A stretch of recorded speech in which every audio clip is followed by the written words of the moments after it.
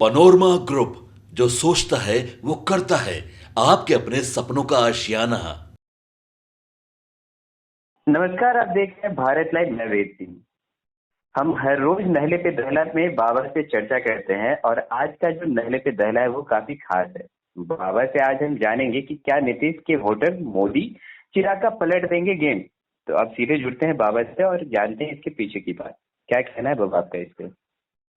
देखिए वेद, आपने जैसा कि बताया भी कि नाले के पर दहला हम लगातार कर रहे हैं और ये खास करके चुनाव में और ज्यादा महत्वपूर्ण हो जाता है एपिसोड, इसलिए जी कि अब तक जो ट्रेंड देखा जा रहा है बिहार के वोटरों का, वो ट्रेंड बहुत सारी कहानियों को पहले खोल देता था। इस बार वो कहानी खुल नहीं पा रही है। क्लाइमेक्स जो है क्या होगा ये बताना बड़ा मुश्किल हो रहा है।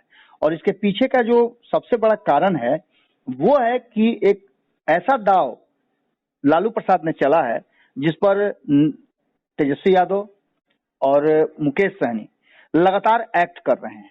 आप जानते हैं कि डायरेक्टर अगर बैठा हुआ है और फिल्म का स्क्रिप्ट बढ़िया हो तो फिल्म हिट कर जाती है। जी कभी कभी अच्छी फिल्म पिट भी जाती है, ऐसा भी होता है, लेकिन अधिकांश समय में वो हिट हो जाती है। ऐसा ही एक स्क्रिप्ट लिखा है लालू प्रसाद ने इस चुनाव के पहले। चुनाव की घोषणा होने के साथ ही आपने देखा होगा कि 26 सीटों पे लालू प्रसाद ने ये तय किया था कि उनकी राष्ट्रीय जनता दल लड़ेगी, लेकिन बीच में 3 सीट जो है उन्होंने वीआईपी को दे दिया। ये भी एक प्लानिंग के तहत हुआ था। अंतिम समय में ये मास्टर स्ट्रोक था लालू प्रसाद का।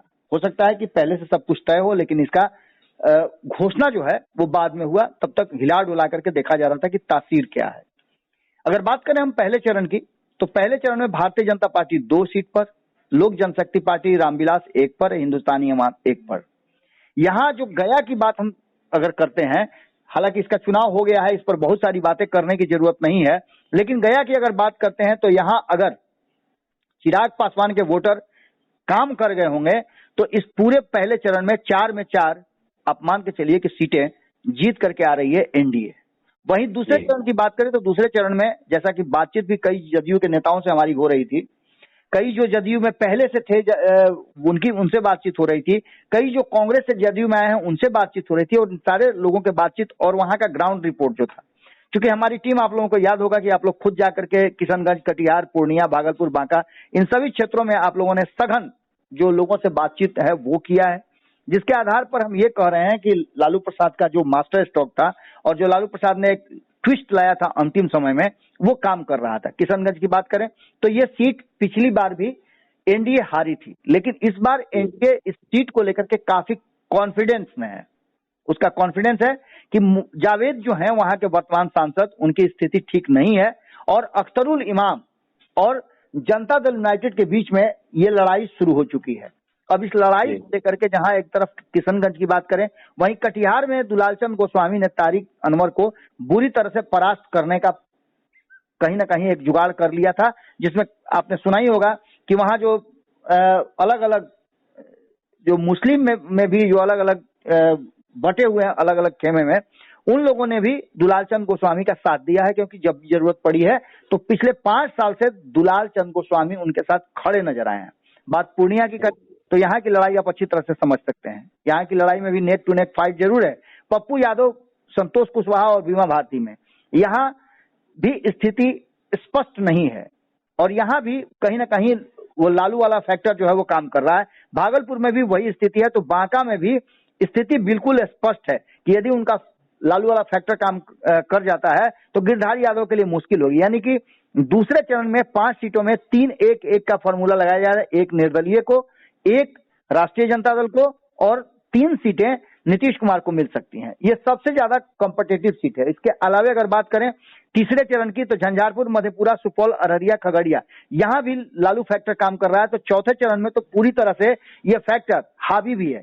दरभंगा, आप जानते हैं कि ब्राह्मणों का सीट है, यहाँ यादवों की भूमिका अच्छी है, लेकिन यहाँ मल्लाहों का यदि वोट ट्रांसफर हो जाता है तो आप मान के चलिए गोपाल जी ठाकुर के लिए मुश्किल होगा। उजियारपुर में भी लगभग मिला जुला करके यही स्थिति है।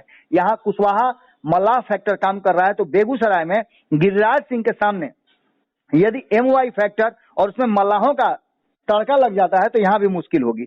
मुंगेर की बात करें तो मुंगेर में भी आपको पता है कि लड़ाई बहुत टफ हुई है, और अंतिम समय में ये आरोप लगा करके कि वोटों और पोलिंग बूथ पर लोगों को जाने नहीं दिया गया है, ये भी मामला कहीं ना कहीं फंसा हुआ है। यानी कि स्पष्ट नहीं कह सकते हैं कि यहाँ रिजल्ट क्या होगा, और यहाँ भी समीकरण गढ़ने और बदलने की कोशिश की गई थी। समस्तीपुर में लड़ाई बहुत बड़ी नहीं है, यहाँ भी 5 सीटों में 4-5 का आंकड़ा बताया जा रहा है, 4-1 का आंकड़ा जो है वो होगा। 5वें चरण की बात करें तो यहाँ भी बहुत सारे ऐसे सीट हैं जिस पर लालू फैक्टर काम करने जैसा लग रहा है। सीधी तौर पे आप बता दें कि इन सभी बातों को लेकर के एक बात और बड़ी महत्वपूर्ण हो जाता है कि 5वें चरण के जो 5 सीट है, सीतामढ़ी, मधुबनी, मुजफ्फरपुर, सारण, हाजीपुर, इन सभी सीटों में MY फैक्टर के साथ साथ लालू प्रसाद का जो कुशवाहा और मल्लाह फैक्टर है वो काम करता हुआ दिखाई दे रहा है। सीतामढ़ी की बात करें तो यहाँ अर्जुन राय फिर से चुनाव मैदान में है, लेकिन उससे भी बड़ी बात है कि यहाँ पिछड़ों का वोट और अति पिछड़ों का वोट कैसे ट्रांसफर होता है। यहाँ आपने देखा कि खुद अमित शाह गृह मंत्री आए और यहाँ कहा कि मैं बनिया का बेटा हूँ। इसका मतलब आप समझ सकते हैं कि यहाँ कितना टफ लड़ाई होगा। मधुबनी की बात करें तो यहाँ पर एक बार फिर से यादव वर्सेस मुस्लिम वाला फाइट है, और यहाँ अशोक यादव को कितना समर्थन देंगे। हालांकि पिछली बार तो उनको क्लीन खुला मैदान मिल गया था, इसलिए वॉक ओवर मिल गया था उनको। इसके बाद मुजफ्फरपुर की बात करें तो यहाँ बहुत कड़ी लड़ाई है, यहाँ भी निषाद फैक्टर बहुत जबरदस्त काम करेगा। अभी जब मैं आपसे बात कर रहा था तो खबर जब कर रहा था तो इसी बीच में 2 निषादों का फोन मेरे मोबाइल पे आ रहा था। यानी कि मुजफ्फरपुर को लेकर के, और अंतिम चरण में जो मुजफ्फरपुर का चुनाव होना है, ये 5वें चरण में जो जिसकी वोटिंग 20 तारीख को होनी है, और आज उसके चुनाव प्रचार का अंतिम दिन है, तो निश्चित रूप से सरगर्मी बढ़ी हुई है। अगर बात करें हम सारण की तो लड़ाई यहाँ भी कड़ी है। अब यहाँ मुसलमान किस तरफ शिफ्ट करते हैं और खास करके नोनिया बिन मलाह किधर शिफ्ट करते हैं, ये बड़ा महत्वपूर्ण होगा। हाजीपुर में बाबा एक मतलब मन में प्रश्न था, अभी हाल की ही घटना है जो छपरा के गरखा से जो हुई है मदरसा से, उससे क्या बाबा कुछ फर्क पड़ेगा गिरिराज सिंह की तरफ से जो ऐसा बयान आया है उसको लेके? ये तो आपको पता है ना कि भारतीय जनता पार्टी के तरफ से कुछ ऐसे नेता हैं जो हिंदू मुसलमान करने की कोशिश करते हैं और भारतीय जनता पार्टी को इसका लाभ मिलता है। लेकिन इन सब के बाद अब बहुत 2014 और उससे पहले की परिस्थितियां बहुत बदली हैं। ऐसी स्थिति में आप समझ सकते हैं कि लड़ाई तो कड़ी है, लड़ाई कड़ी है। हाजीपुर की बात करें तो यहाँ भी इतना आसान नहीं है कि क्लीन स्वीप मिल जाए। क्लीन स्वीप मिलने की स्थिति नहीं। चिराग पासवान के समर्थकों को, उनके वोटरों को मेहनत करना पड़ेगा। यानी सीधी तौर पे एक बात आप बहुत मजबूती के साथ कह सकते हैं कि एक बात तो साफ नजर आ रहा है कि नीतीश कुमार के तरफ वोट जो है वो चिराग पासवान का शिफ्ट होता हुआ दिखाई दे रहा है, क्योंकि चिराग पासवान उसके लिए लगातार मेहनत कर रहे हैं। हालांकि मेहनत नीतीश कुमार भी कर रहे हैं, और नरेंद्र मोदी के लिए सबसे बड़ी बात यह है कि भाजपा के कैडर वोट का ट्रांसफर होना बहुत जरूरी है इन 40 सीटों पे, क्योंकि अभी सभी 40 सीटों पे आपने सुना होगा कोई भी उम्मीदवार ये नहीं कह रहा कि मैं चुनाव लड़ रहा हूं, वो कह रहा है कि नरेंद्र मोदी चुनाव लड़ रहे हैं।